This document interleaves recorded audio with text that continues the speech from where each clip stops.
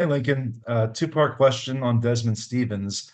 The way he maximized his snaps Saturday, what does that do for his role going forward? And then going back to his recruitment, you were very high on him from the start. You told us on signing day that he was a gem in that class. Do you recall how he first came across the radar for you and the staff?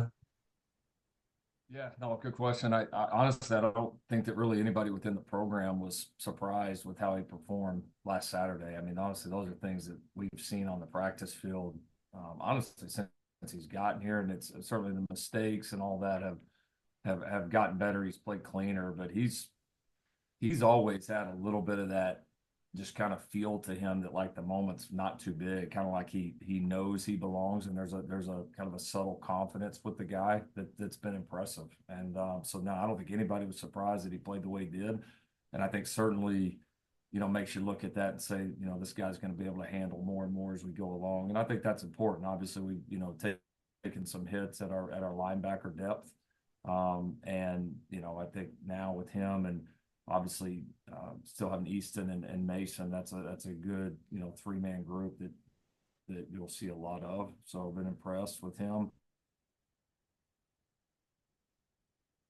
Dave Emmerich in our staff and a lot of credit, man. Those guys found him last year. This was kind of as we were obviously in transition with some of the former defensive staff, and obviously those guys were taking a major lead in recruiting and found him, and that we were pretty convinced that he was going to be a great fit no matter what we did in terms of the new scheme and new coaches coming in. We were really impressed, and then when we got to meet him, get around his family, actually go out to see him, it kind of reinforced all that we hoped. So yeah, I think we felt like from the beginning that this is a big time player and a guy that's going to fit in here well, and I think we've had a confidence all along that he was going to come in here and do well, and he's certainly done nothing to disappoint.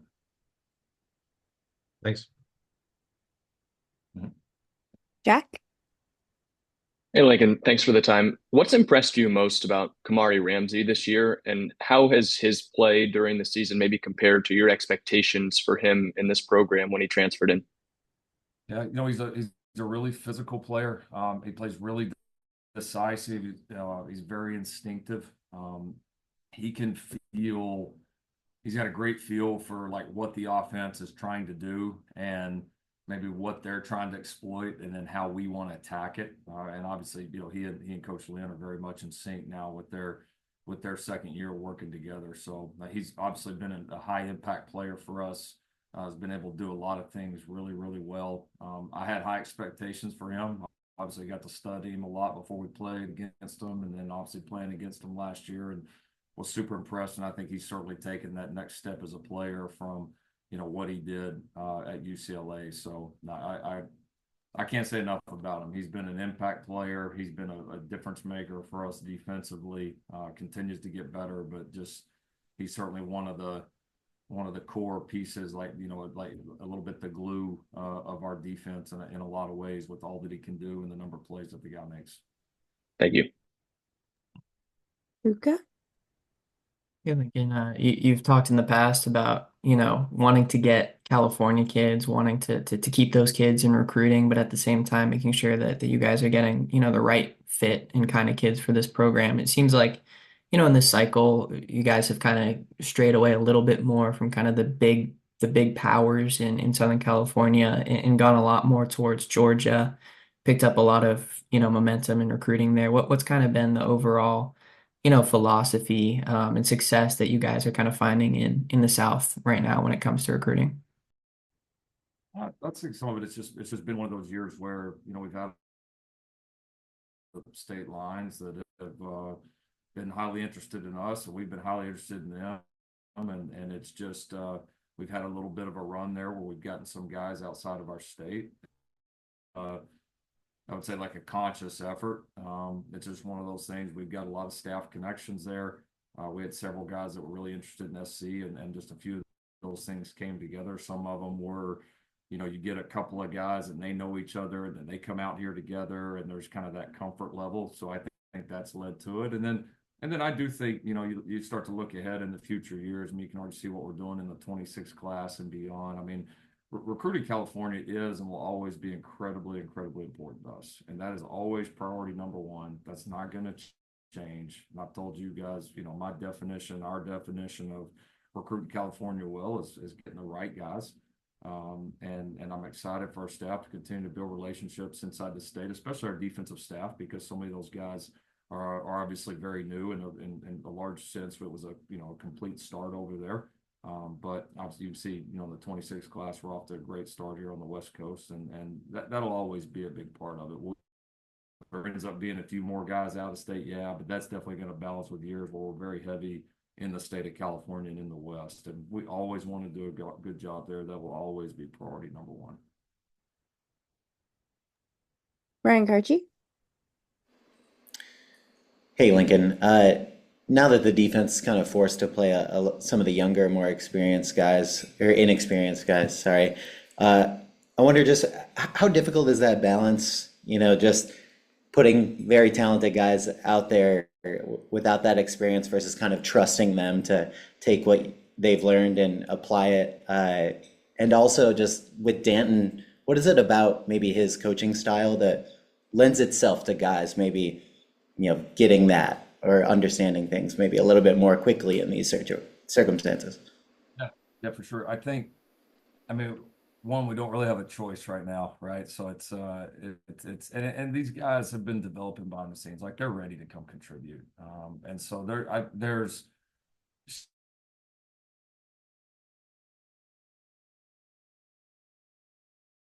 that's part of it. Right? Some seasons just go that way, and that's where you do have to develop the depth. And I think I know I mentioned on Tuesday, I think there's going to be so many positives that come out of this for these guys and for our program, that's what we're going to focus on. And I think Danton's personality, to teach, and then ability to be adaptable to the 11 guys that we put on the field and their skill sets and where they're good, and also maybe where they've got some deficiencies. Like I think that's going to be a real advantage here. So, and that's how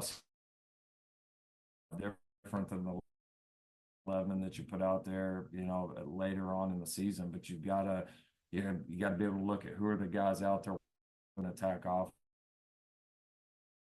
Coaches, that's a job of coordinators, and I think he's very well equipped to handle it. Mark. Hey, Coach. This is kind of a question of how are you adjusting as the season's going along? The team is, like you've mentioned, the team is so close. They could be undefeated. They could be 5-1. Are you having fun coaching in this type of environment? And in other words, how do you keep the team seeing that big picture goal? They're developing and they're doing all the right things, but you're not getting that desired result at the end. How do you keep that message fresh? The second part of the season. Well, I think one, the tape always tells the story, and again, we're all it.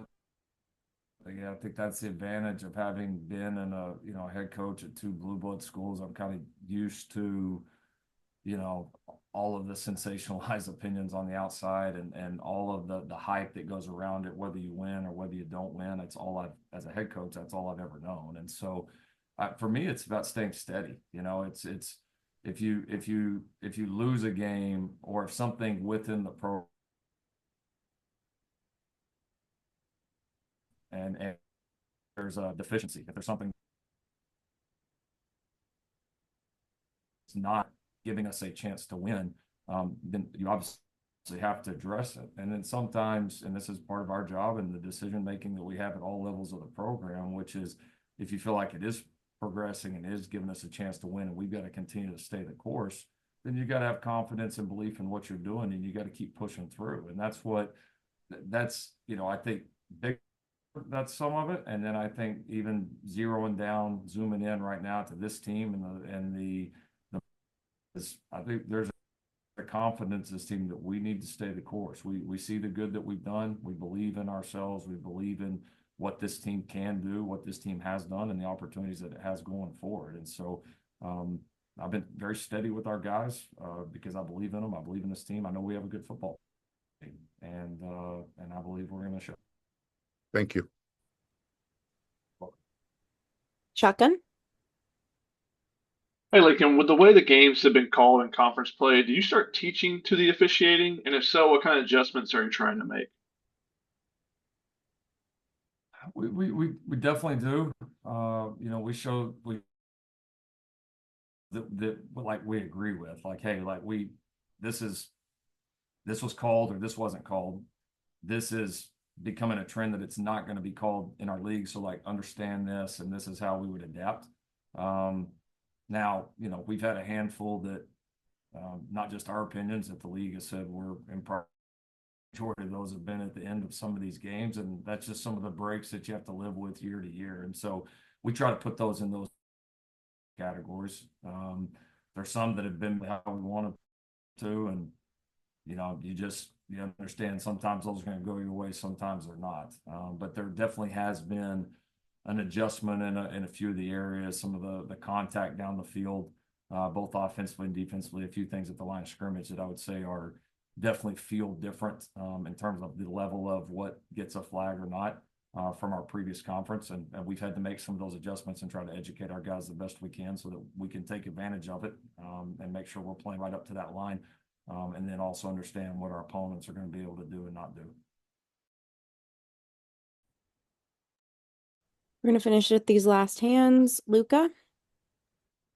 Hey, Lincoln, just curious, you've taken a lot of accountability at times, through these first 6 games, took a lot of accountability, last week after the loss and said, you feel like you kind of need to keep just growing as a head coach. And when you kind of look back to the coach that you were, when you first took this job at USC, what ways do you feel like you have grown as a coach, as a leader of a program, and what areas do you feel like you can still kind of continue, to grow in this job in this business?